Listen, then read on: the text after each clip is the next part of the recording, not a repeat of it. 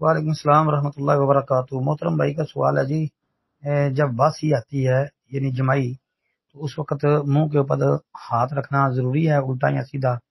کہتے ہیں جی سنا ہے کہ لکوہ نہیں ہوتا۔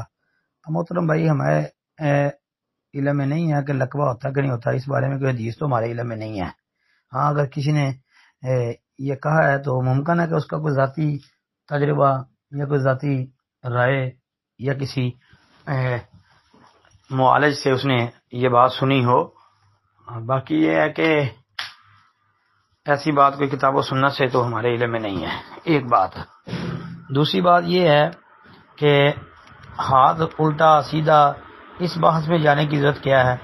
ہمیں صرف اتنا پتا ہے کہ نبی علیہ الصلوۃ والسلام کا یہ فرمان ہے، آپ کا یہ حکم ہے کہ جب جمائی آئے تو اس کو پوری کوشش کر کے روکنا چاہیے، حتیٰ کہ نماز کے اندر بھی بندہ ہو تو نماز کے اندر بھی اس کو روکنا چاہیے۔ یا اس کے بارے میں اتنا فرمانا ہے کہ نماز کے اندر بھی اگر جمائی آ جائے نا تو اس کو پوری طاقت کے ساتھ روکنا چاہیے، چاہے ہاتھ آگے رکھ لو چاہے منہ کو بند کر لو۔